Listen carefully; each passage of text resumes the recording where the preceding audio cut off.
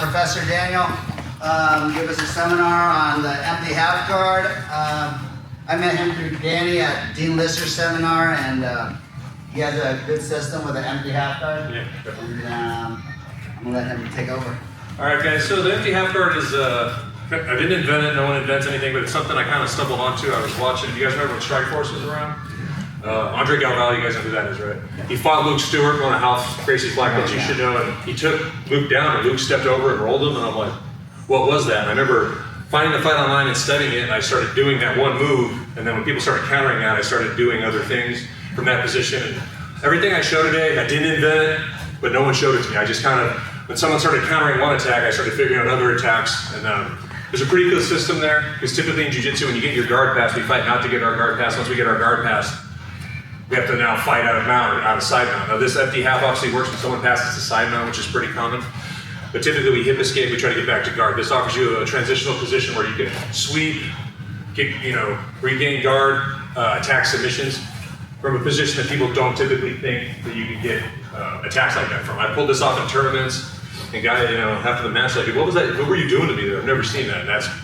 And still to this day happens. I still use it all the time. Obviously, when guys catch on to it, then I have to create and figure out new wrinkles, but I'll kind of go through the system. If you guys have any questions, like, don't be afraid to ask it.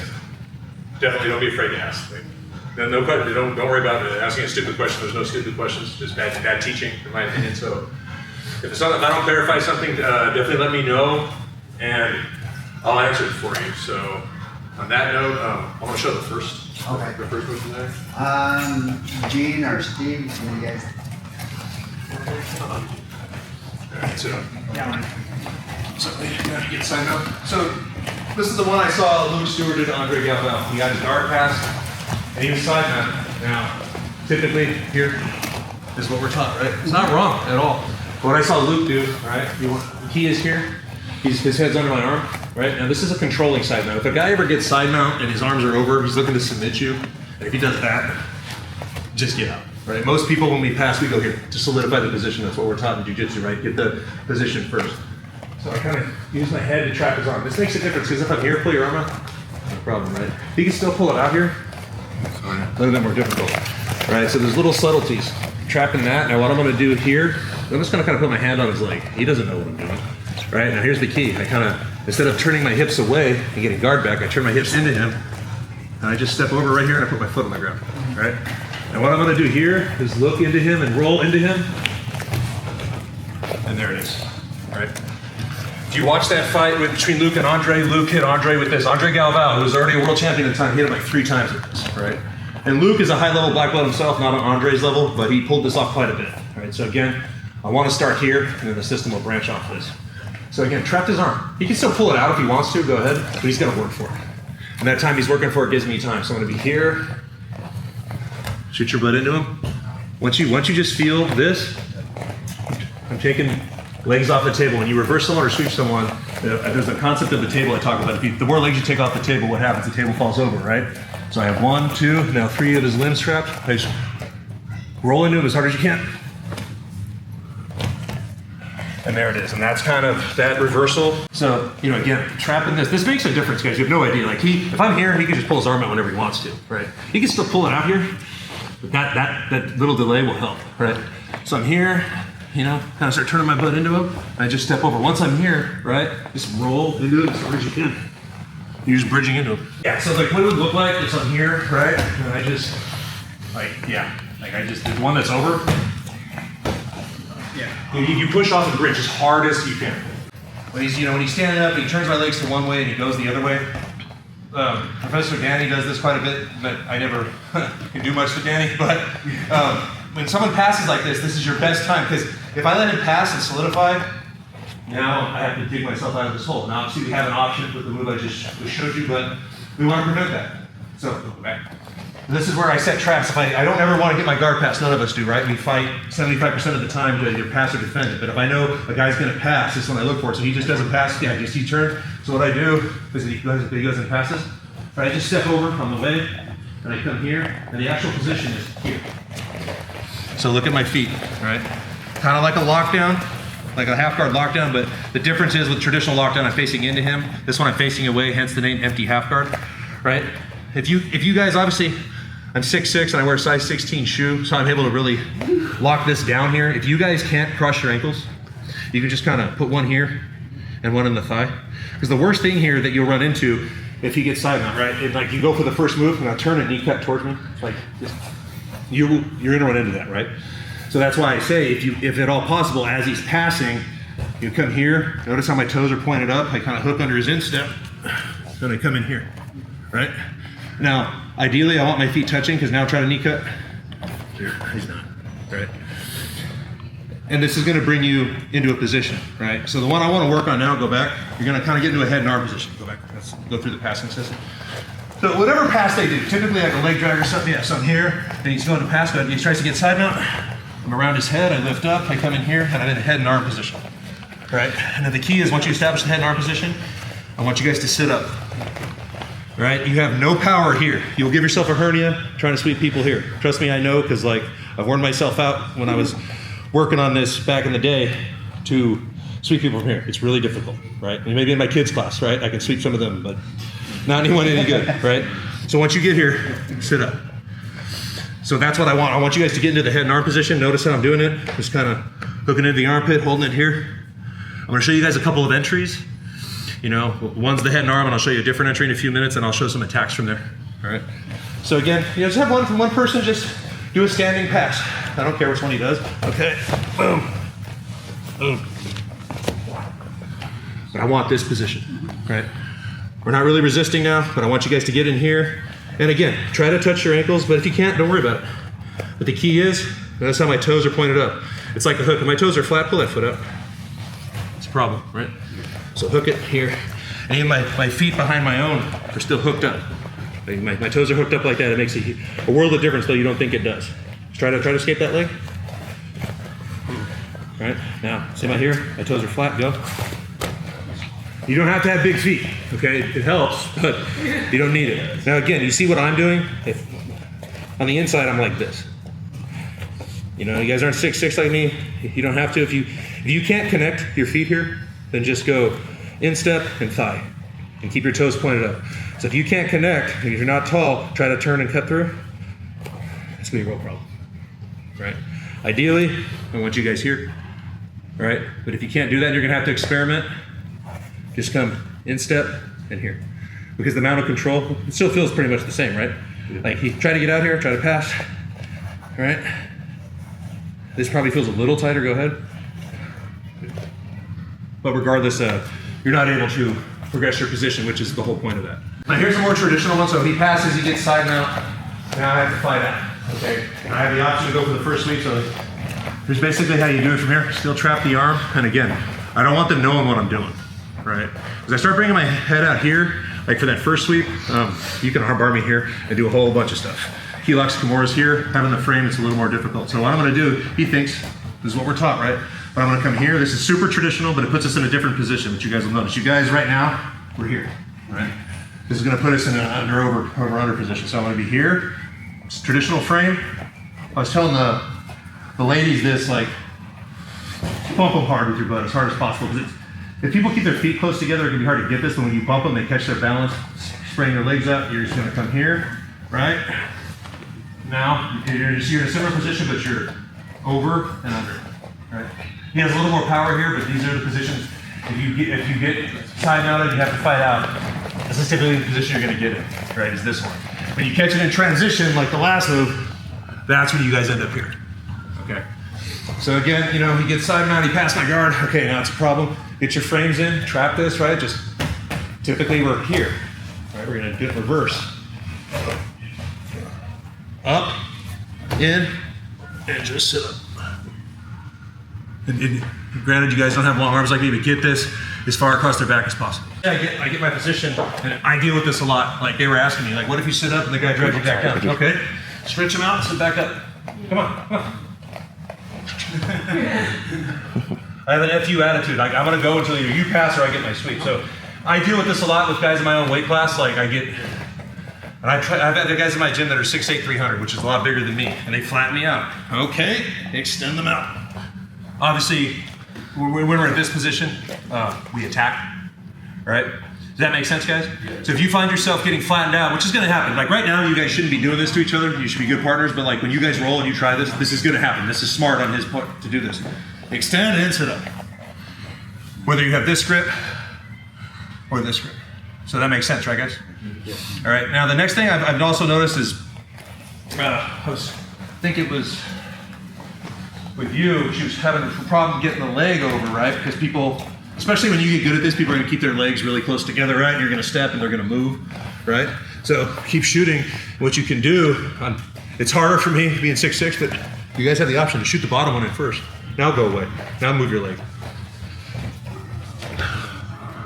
Right? It's easiest to do this because of the mobility involved. It is so much easier to just go there, right? But sometimes my students, especially, they cross their ankles and side mount. I get my students side mount to cross your ankles and keep your knees really tight. Like I can't do anything, right? So I start like.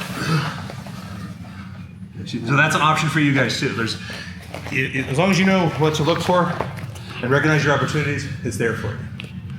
All right, this makes sense, guys? Yeah. All right, so now you guys are already You guys are already ahead of me, so I want to show you two moves in one. The first entry, cross to head and arm. And half of you were doing this. Sweep them. All right. And I absolutely go into this every time. I kill people with that. That's an old move. It ain't broke. I'm not going to fix it. So again, this is the first one I showed you guys. So you guys have already been doing this. Sit up and just roll them. Just roll them over. You guys have already been doing it, most of you. So continue to do it. And then also, I want you guys to practice off of here. It's a little different off of here, but you shoot this across, pull this in, and you land a little bit more traditional side mount, not the start. So I want you guys to practice these two sweeps. You can practice the entries if you want, but you guys have been doing that. So you can just practice the sweeps for the whole sequence. It's better to do the whole sequence, but they're different entries. So one, head and arm, roll over. Two,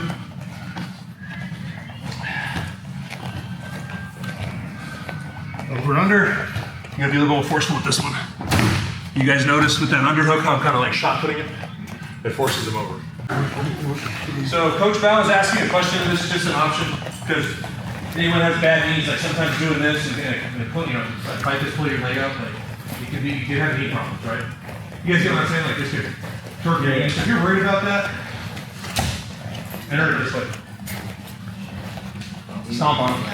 Instead of trying to hook, I prefer you guys do this because it's just smoother and you transition better with the toes up, like I said, and I lift and I come here. But if you're worried about torquing the knee like he was mentioning and he's there, I do this all the time now because all my students, I've been doing this to them for almost a decade. So every time I step in, they cut through, go ahead. They got more knees. Yeah, it's a pain in the ass, right? So I'm like, yeah, now what are you gonna do?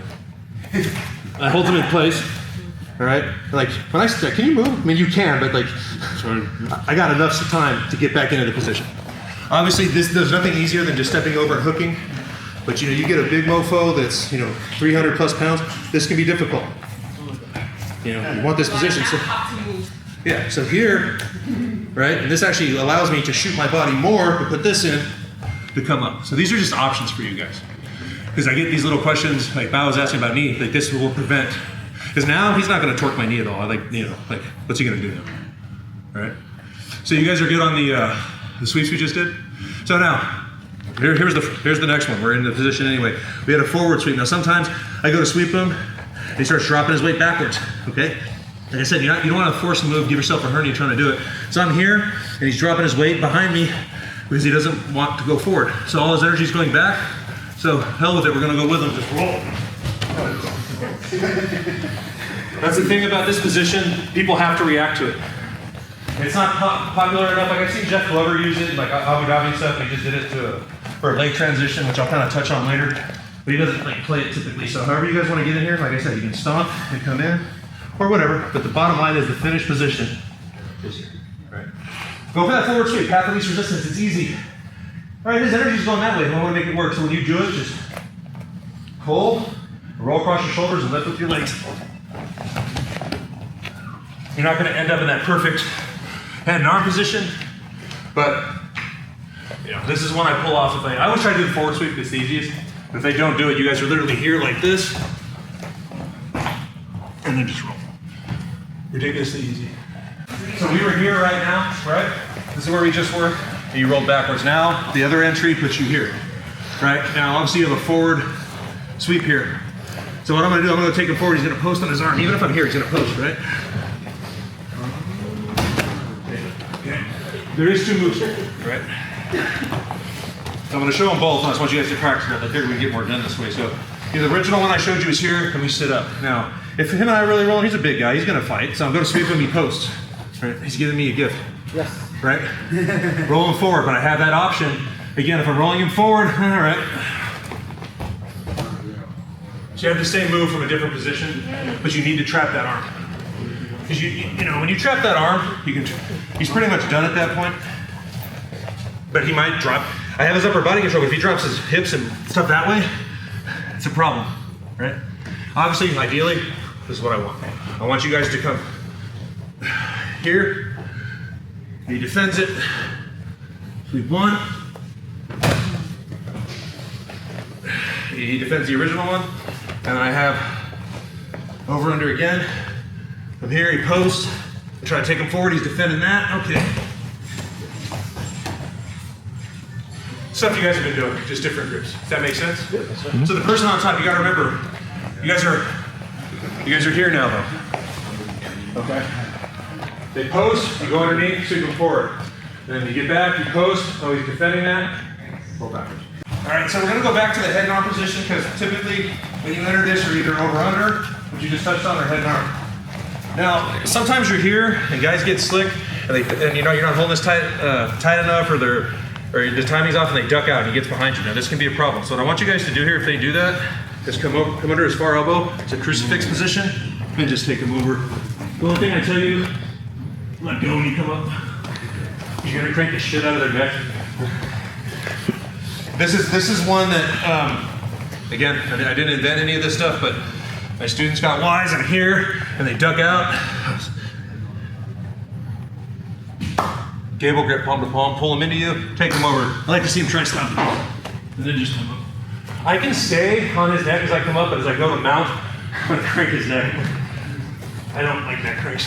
I'd rather have my knee destroyed than my neck cranks. So palm to palm. Yeah, neck crank is your spine and your nerves. I'm really against neck cranks. I mean, but they're legal in some tournaments. So you guys are here. You're going for the head and arm position now. Top person, duck out once they feel that.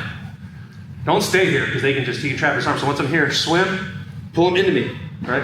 I don't care that this arm's kind of free. He's not going anywhere. And like I said, I can sit up like this if I wanted to and be that guy. Don't be that guy. This is kind of a 3-piece move, and I'll explain why as I go through it. Because I want you guys, there's 3 moves here I want you guys to practice, but here, again, you want it bent. Yeah, I'll take a tap when I'm going for a tap, but I don't want a straight armbar here. If I get the more, I want it bent. I keep it bent, I fall here, and just trick it up his back. Okay. Again, go ahead, be loose here. I'm trying to pretty much touch his thumb to the back of his head. Right. And again, I can't stress enough, I don't care. There's arguments for both. Guys much better than me, I would argue with them. It doesn't matter as much as we say it does. Because wrestlers, they call it a top double wrist lock, and at the Olympic level, you see them get this grip. Can't argue with anyone who's on the Olympic level. But Brazilian guys will sit there, oh no, you didn't get out here. On top, I find if I'm pinning someone, this is a lot more powerful if I'm on top, but I'm not on top now. So again, I don't care. So the first thing you guys are gonna do is you have your, make sure the bottom leg's where it needs to be. You're just gonna kind of stretch out. Like you can try to defend the core, try to roll out, try to get out.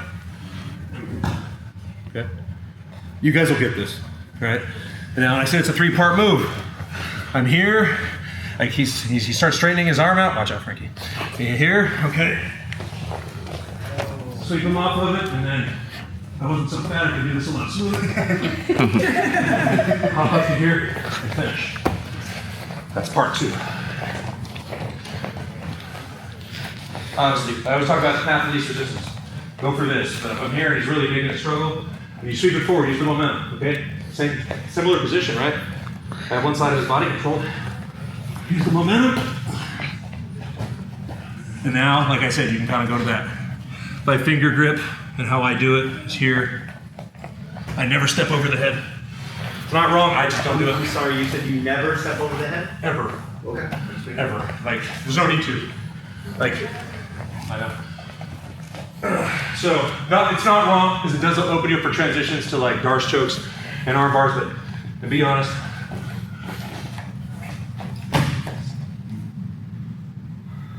Okay. I want to know which one hurts more, which one came on quicker. He needs mobility in his shoulders. This is, where's Bella? This is a Brennan thing. And I was doing it before I met Chris, but like this is one of his first instructors, did a seminar at my gym. Chris Brennan, definitely an old school legend, but if I do this, he's got a lot of room to come up. Watch this, watch how much I move his arm. I'll just lift this arm. So hip to the face. Yeah, and Chris puts his knee on your face. Chris comes in like that. Try this part like this part. Yeah, treat people the way you want to be treated. I don't want you putting your knee in my face. If you tap me, you tap me, all right? So that's the second part of the move. I think you guys know where the third part of the move is going. I have this. He's fighting it and trying to get it. Rolling backwards, right? And you're gonna have to let go. But where's he going? You okay? I'm not thinking you up now. So Eugene's made us feel. It's Eugene's turn this I'll time. go through everything, but this is how you guys do it. You go through 1, 2, 3. So, you know, again, you guys start in the head and arm, they duck under, they're feeding his feet. All right? Extend this, breaks his posture. I'm not a fan of submissions from bottom half guard. That's, again, it's a preference for me. A lot of guys make careers off of it. Top half guard, sure, down here, I don't like submissions, but this one, I do go for it. Just turn. And again, if he keeps fighting it, I can just sweep him from here, right? If he gets down this low and he just keeps fighting it, There you go. I'm gonna where I want to be anyway. Again, attach it to your body. I can overpower it 2 arms on one, but I put all 270 on his shoulder. There's a difference between here, guys, and this. Big time. Watch this. He hasn't tapped yet. Right? And then that's move 1. Move 2 is a real crowd pleaser if you can pull it off. Bend it. Boom. And then move 3. Because I want to get to 1 after this, and then that'll be it. Here, it's not working. All right, sweep him backwards. Just take him over. If you're lucky, you can kick out and come up there. And also, Real quick, coach, when you're taking them backward, are you lifting them with your legs first, detangling, and then trying to jump on the other side? it's kind of everything, right? Because, good question. But Kimura, he has to react. Yes. Right? So I'm attacking this first, and he's going to defend this. Now, this is already moving him. Now, I'm kind of starting to lift, starting to push, and I'm starting to push. Once he goes over, take it off. You know, how many people here compete? How many people pull guard? I do. I have a black belt in judo and I can wrestle. I still pull guard a lot because I'm not going to lose a jiu-jitsu match because I didn't wrestle. But you can pull half guard, you can pull close guard, you can pull butterfly. You can't really pull this guard, but it's a transitional position. And sometimes you got guys with good balance or guys that know your game. If you compete against the same people a lot, they're going to be able to shut you down. And so a lot of times you won't be able to always get what you want from here, right? In terms of using this as an attack position. Now, regardless of the grip, like I said, you're either going to end up here or here. But I'll show it from here, because it works from either one. Because, you know, I'm going to be here, and I'm going to be, you know, say I'm trying to do something, he's just being heavy. I'm just going to re-guard, right? So what you're going to do, because this one's already inside, right? So what I'm going to do is I'm going to lift up, bring this in here. Go to butterfly guard. Just a way, and for butterfly, if you want, put your feet on the hips and wrap up close guard. It's preference to what you guys are good at. I don't know you guys well enough to know what guards you're good at. So I know, you know, what submissions you guys might be good at based on whose Bao's trained with, but I don't know what your guys' guard game is. You know, so I'm here working for something, and for whatever reason I can't sweep them. Some of my students like drop their butt and they sprawl out. It's hard to do anything because they're getting sick of me, you know. But those same guys help me develop this. So I'll be here, just lift up, or keep this here, lift up, right? Now this is supported. Bring it in, come here. I have an excellent butterfly guard. I'll go here. If you guys don't, just go to close. Okay. So one more time. Person on top is just stubborn. You know, even off of Kimura, you can do it, but say we'll just use this grip for now, but it does work here. Either or. So I'm trying to sweep him. Okay, I'm not getting anywhere. It's just I'm wasting my energy. So I'm gonna lift, support, keep it there. You guys see that? Push away, come here. That's what I would do to go to butterfly. You guys want to go to close, feet on the hip. Pull them in. It just gets you back. You can use it as its own attacking position, which is what I've shown, or you can use it as a transitional position to get to the more traditional positions that we're all familiar with. Everyone good on this knee guard? All right, guys, bring it in. Please. So, any questions on it? So, someone was asking me about gi. This actually works even better in a gi. I just do seminars no gi. And the instructional I shot is in no gi, but gi is even better because a lot of times on those underhook grips, you can grab the belt. Coach Danny was talking about some of the lapel stuff he does from there. So like this is something you can play either or. I've used it in both tournaments. Also, there are, borrow you again. I didn't touch on today because I need to tighten them up, but there are an unlimited amount of leg entries up this. Like this is similar to the K guard that people are playing now, just kind of different position. And I only have a big knee bar from here, so I didn't want to get into too much leg stuff. But there are leg entries here, like especially like if I'm here and off Kimura's too, like I'll be here doing something. Yeah. You can go into, it's 50-50, endless, right? Like I want you guys to know that that's there, and the better I get at it, if I come back What would another be time. like your go-to leg submission if you were there? The knee bar, you just Well, I'll either go for a knee bar or an ankle lock, it depends. It's just typically, when I go for the knee bar, I'm here, and I go for this, I'll lift this up, I'll feed it to me, and I try to fall over, and with knee bars, you want them on the bottom side, but sometimes, especially my students, I bring them up a lot, but they post on this foot, and I'll be like, okay, fine, I'll come out here, he's not gonna ankle lock me, and I'll get it. But it's what they give you, I'm sure Bow teaches leg locks, I can almost guarantee this, some students don't, I teach them, everyone should teach them. There's a lot here, so my advice to you guys is to experiment with it. Because the thing about like martial arts is that it's very personal. Like, I've learned stuff from Coach Danny, and then you notice we aren't exactly the same size. Right? So like when he teaches it to me, I do it the way he shows it to me, but because I'm a lot bigger, I adjust it on my own and I make it my own. I learned it from him, right? But I make it fit my body style. And that's the same thing with this. You guys are going to do things differently. One of the things I like about having an instructional video out there is I've gotten Instagram and Facebook messages from guys in other countries, guys in other states that bought my video and they've used it on the channel. All this stuff, I didn't invent any of this stuff. There are clips of it out there. I didn't steal any of this from anybody. I picked up some stuff since that I've seen other people do. Like I see some, as it says, some people call this the invisible half guard or ghost guard. I've seen some clips on Instagram and I say them because I'm like, I can use that. I'm not so stubborn that I have to discover everything that I use for myself. Absolutely not. There's nothing original. I think, you guys know who Eric Paulson is? Mm-hmm. Yeah. He said no one invents anything, they just rediscover anything. That's exactly it. I didn't invent anything I taught you today, but it's not a position you see, and I think in the coming years, you're going to see this a lot more. Craig Jones, I've seen start using this. Jeff Glover's been using it, and I said Luke Stewart, who is a Ralph Gracie black belt, he doesn't compete anymore, but he's very high level. He's just against Andre Galvao. That first sweep I taught you guys, where you step over roll, he's 3 times that fight. 3 times against Andre Galvao. So, and that's where I started. I saw one move and just developed the whole system off that there. And the more someone defends it, the more you guys are going to kind of create and find your own thing. And that's kind of what jiu-jitsu is about, self-discovery, right? I could teach you guys all this. If I come back in a year, you guys won't do this the way I taught it today because you're going to kind of adjust it for you. And that's what it's supposed to be. I'll never nitpick you guys for not doing it exactly. Like, who here has size 16 feet? Right? Me. So I can kind of... This isn't like crap, bro. Exactly. But see, when I hook you like this, I call it like a shovel grip. Like I told you guys today, hook your toes, right? That's huge. Because if you flatten them, they're going to pass anyone good. But like when I do this, it's a lot more powerful and annoying than when maybe you would do it with the smaller feet, right? So you guys have to make this work for you. But this is a position now you guys do. If someone passes your guard here, someone's going to try this and you're going to talk shit, but it's not going to work because you know what they're doing. But I've harassed good black belts with this for years. And I hopefully continue to do so. The more I show it to people, the more people are like, oh, okay. But I've done a lot more reps than they have, and that's what it comes down to. If I've done more reps at a move than you have, I'm probably going to beat you there. So, yeah. Like I said, there's so much more here. This could be a 4-hour seminar.